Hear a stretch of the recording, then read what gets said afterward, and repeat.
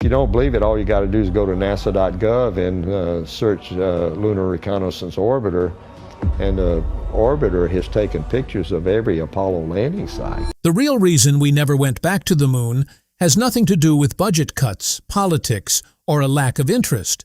The real reason has allegedly been kept quiet for over 50 years. And the man revealing it isn't some anonymous whistleblower hiding behind a screen name.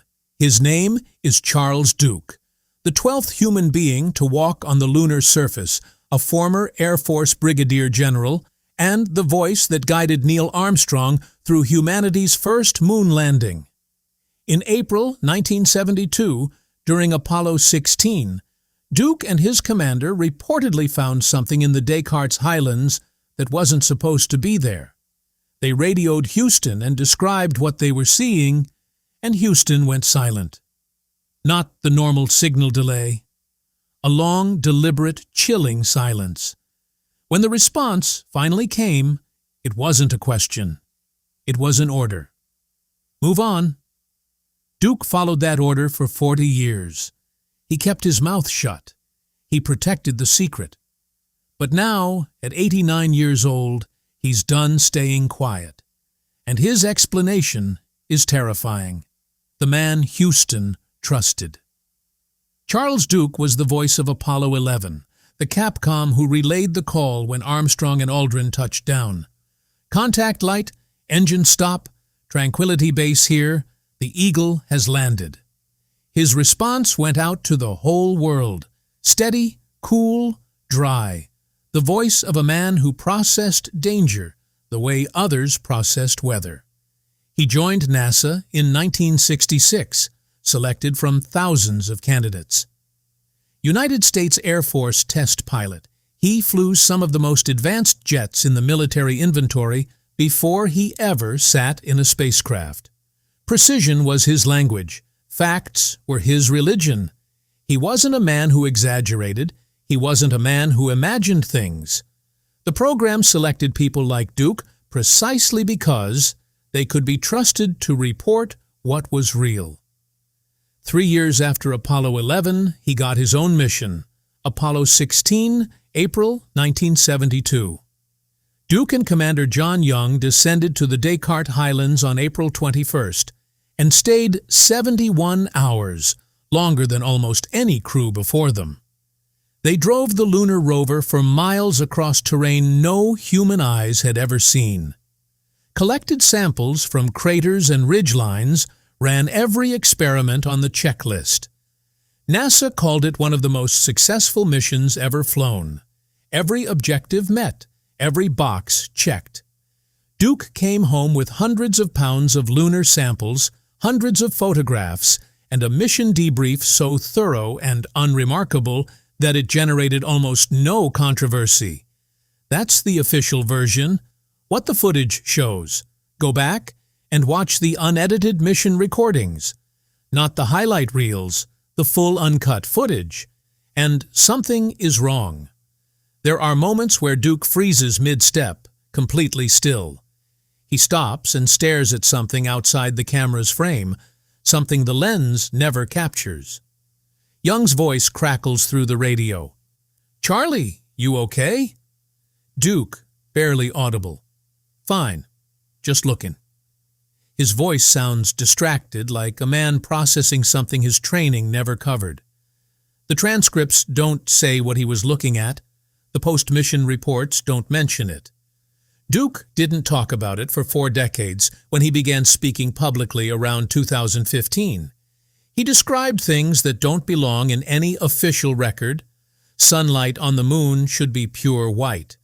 No atmosphere means no scattering. That's basic physics. But Duke saw colors that had no business being there. Blues, purples, not reflections off equipment or his visor. The light itself shifted. He'd look away and look back, and it would be different, changing on a world where nothing is supposed to change. He heard sounds, not through the radio, not mechanical vibrations from the suit, tones, frequencies, sometimes harmonic and almost musical, sometimes dissonant and deeply unsettling. He asked Young if he could hear it. Young said yes. Two of the most rigorously trained test pilots in human history, both experiencing something that violates the laws of physics. They said nothing to Houston because who would have believed them? Time ran wrong. Duke would work a task, check his suit timer, and 20 minutes had vanished when it had felt like 2. 5 minutes on the clock stretched into what felt like an hour. Young experienced the same distortions. Their subjective sense of time never matched the mission clock during the entire surface stay, not once. And then there was the presence. Every astronaut who walked on the moon sensed it, Duke has said. Not Houston, not each other. Something different, something immense and aware, impossible to escape. Like something gigantic was observing them the way you'd watch an insect that had crawled across your hand. Patient in a way that seemed ancient, in a way no human mind was designed to understand. Not exactly threatening, but completely unconcerned with whether they understood it or not. Constant from the instant they stepped onto the surface until the instant they closed the hatch to leave. Not occasional, not connected to any particular location, simply there. Always there. Duke and Young quietly compared notes inside the lunar module, hatch closed, surface shut away behind them. The lights, the sounds, time slipping, the sensation of being watched. Their accounts matched detail for detail. Two of the most thoroughly trained observers in space exploration history, describing experiences that had no scientific explanation, no procedure, no place on any debrief checklist. They agreed about everything and said nothing to anyone because there was no version of that conversation that wouldn't end their careers. The structures, those anomalies, the lights, the sounds, the time distortions, the presence. That's not what kept Duke quiet for 40 years. That's not why we stopped returning to the moon. They were disturbing, impossible to explain, but subjective. Difficult to prove, easy for NASA to dismiss as stress or disorientation or the psychological burden of working in one of the harshest environments in the universe. Two men saying they heard tones in a vacuum and felt something was watching them. Houston could label that mission stress and never examine it again. But what comes next can't be dismissed that way. What comes next is physical, solid, photographed. Duke and Young are 6 kilometers from the lunar module, on the far side of a ridge, with Earth not even visible above them. Just the two of them, the rover, and endless gray emptiness reaching toward a razor-sharp horizon. They're gathering geological samples, routine work, careful, methodical, the kind of task you perform almost automatically. The mission clock is moving normally. Everything remains on schedule. Then Duke looks toward the horizon. Something is wrong about the shapes. On the moon, everything is random. Craters, boulders, rubble scattered across billions of years of meteorite impacts. Nothing has clean edges. Nothing is orderly. That's not an opinion. It's geology. The moon is chaos turned solid. But what Duke sees along that horizon has edges, geometry, lines far too straight, angles far too uniform, far too intentional to be natural. He points it out to Young. Young stops the rover immediately. He sees it too. They slowly drive closer. The rover throws up fine gray dust. It hangs in the airless vacuum before falling back down like powder. Neither man speaks. The radio remains open, but silent.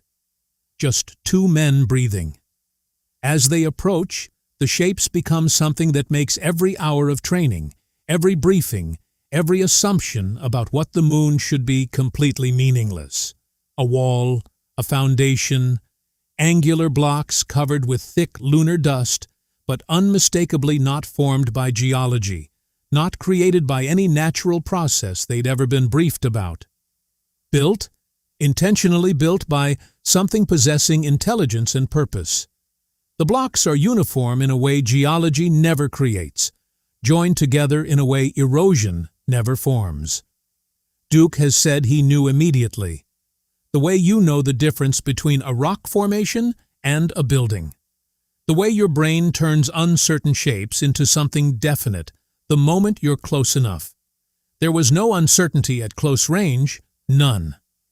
Duke estimates it at roughly 100 meters in length, vanishing into the regolith at both ends, like the exposed backbone of something far larger buried underneath. Like they were looking at a few visible vertebrae of a structure that the moon had been gradually swallowing for an unimaginable stretch of time over countless ages deep beneath the lunar surface. The strange colored light Duke had been noticing throughout the mission is more concentrated here, more intense. Blues and purples moving across the surface of the blocks as if the structure is bending light around itself. The harmonic tones they'd been hearing are louder now, almost directional, as though the structure itself is producing them. Duke keys his radio, calm and precise. Geometric formation, not natural. Appears constructed, approximately 100 meters in length. Requesting guidance. Silence. Not the normal 1.3-second signal delay. He knows it instinctively, one Mississippi response. That's the rhythm Duke has memorized through years of mission training. The silence continues. 2 seconds, 5, 10. Duke and Young look at each other. Duke calls again. Houston, do you copy? Nothing. 20 seconds. 30. He can hear his own breathing inside the helmet, the hiss of the suit's oxygen system, the faint crackle of the open channel. He looks back at the structure, still there, still real, still impossible. And from Mission Control, 240,000 miles away, a room filled with the sharpest engineers on the planet, monitoring every breath, every heartbeat of this mission, absolutely nothing. 2 men standing on the moon, completely alone, staring at something that shouldn't exist. And the only people who can hear them have deliberately gone silent. If you haven't subscribed yet, do it now. Because what Houston said next is the part they've never wanted public. When the response finally comes, the voice is flat and controlled. No curiosity, no alarm, no follow-up questions. Continue with planned EVA sample collection activities. That's the entire response to 2 astronauts reporting apparent artificial structures on the moon. No request for details, no shock, just a cold instruction to move on, as if they already knew. But Duke and Young don't completely move on. They take photographs, dozens of them, close-ups of the blocks, wide shots showing the structure against the horizon, context photos from every angle they can manage before Houston repeats the order. Duke has said those images were crystal clear. He pressed the shutter himself. Those photographs have never been released, not a single one. Duke has questioned NASA about them for decades. The explanations keep changing. Classified for technical reasons, lost during archival transfer, image quality too degraded for public release. Each explanation is different. None of them hold up. Duke has described his reaction as barely contained fury.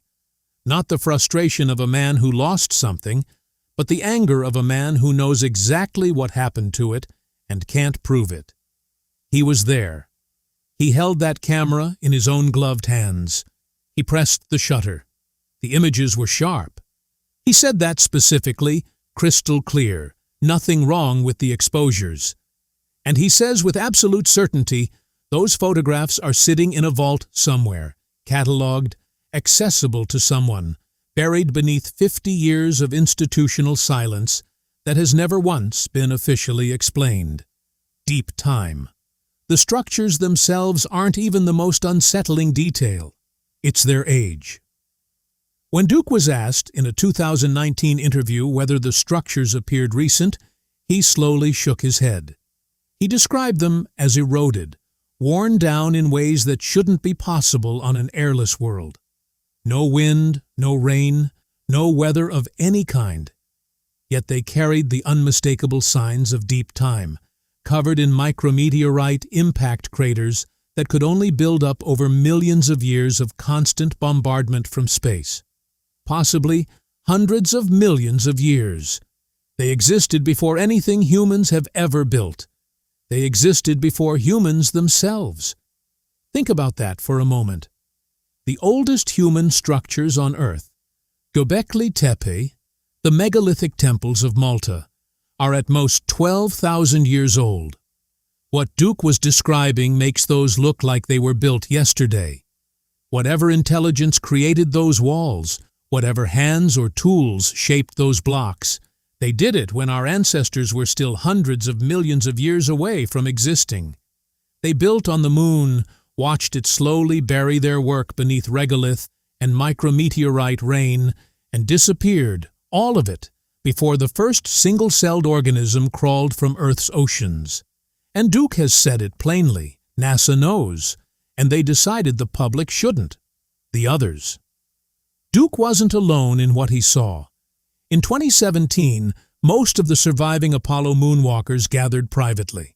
Old men in their 80s, the only living humans who had stood on another world. It was the first time any of them spoke about it openly. Duke has described the conversation. Everyone had anomalies, different things, different missions, none of it matching what NASA told the public.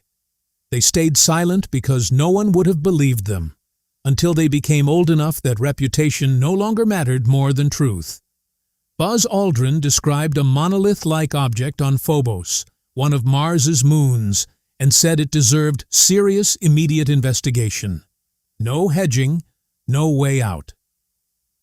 Edgar Mitchell returned from the moon in 1971, a changed man, and spent his final years stating plainly that extraterrestrial intelligence is real, and governments have known for decades. Interviewers offered him easy exits. He never took one. Al Worden, who orbited the moon on Apollo 15, told an interviewer bluntly that he believed humans descended from beings who came from somewhere other than Earth. The interviewer laughed nervously. Worden didn't blink. Decorated military officers, PhD scientists, men chosen from thousands with everything to lose by speaking. In their final years, free from NASA's institutional grip, they all reached the same conclusion. When one moonwalker describes anomalies, you can dismiss it. When all of them do, independently, different missions, different decades, that's not confusion. That's a pattern. Why did we stop? In 2023, someone asked Duke directly, "Is there a cover-up?" Duke described it as institutional paralysis. NASA has data, photographs, and observations from multiple missions suggesting the moon is far stranger than the dead rock story the public was given. Releasing it would fundamentally challenge what people believe about our place in the universe, about whether we're alone, whether we ever were, whether human history as we understand it is the complete picture. And so, year after year, decade after decade, they hold on to it. Not out of malice in Duke's framing, but out of something smaller and more human, the unwillingness to be the institution that destroys what everyone believes, just cowardice. But that's only the preamble. Then Duke says the thing that finally explains 50 years of silence. We could have continued, lunar bases, dozens more missions actually investigating what was there. The technology existed, the capability existed, the will existed, at least among the astronauts and engineers who built and lived the program. But we stopped after Apollo 17 in December 1972.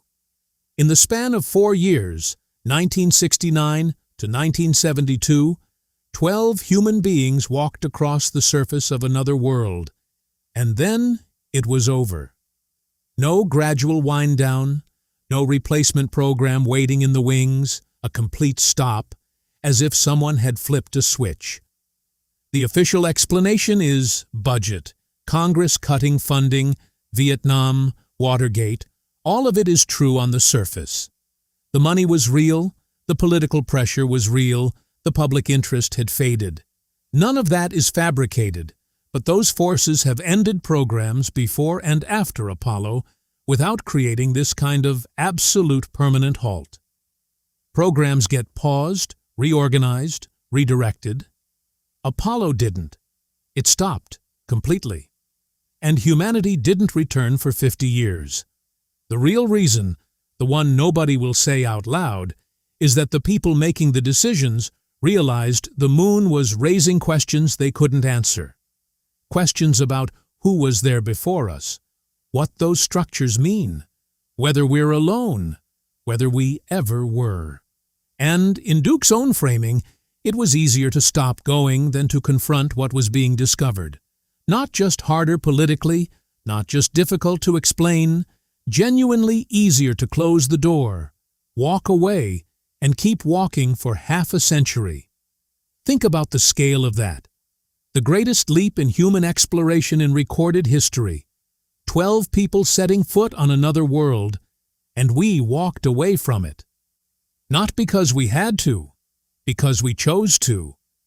Because whatever was sitting in the Descartes Highlands was asking a question we weren't prepared to answer. And the decision was made, quietly, institutionally, that we were better off not asking it. We found something up there that we weren't ready to face, something that challenged everything we believe about human history and our place in the cosmos. 50 years later, we're still not ready. The testimony. Duke is 89 years old. He has lived a full life, raised a family, served his country in ways most people will never be asked to. In what he knows are his final years, he's doing something that would have destroyed his career and his legacy if he'd tried it 3 decades ago, telling the world what really happened up there. Most people, when they reach their 80s, spend their energy protecting what they've built. Duke is doing the opposite. He walked on the moon. He saw things that weren't in any official report. He reported things that were ignored. He took photographs that vanished. He stood in a room with the other 11 moonwalkers and heard them say it openly for the first time. And he's talking now because the public deserves the real version, not the sanitized one NASA has spent 50 years carefully preserving. The structures are still there, in the Descartes Highlands, where they've remained for what Duke believes are millions of years, silent. The photographs are somewhere in an archive. The questions those 12 men whispered at a private reunion remain unanswered. Duke stayed silent for 40 years. Now, at 89, he's speaking. The real question isn't whether you believe him. It's simpler than that. Why hasn't NASA ever released those photographs? And what exactly are they still protecting us from? Drop your answer in the comments below and subscribe right now, because the Apollo missions left behind far more than NASA has ever wanted you to know.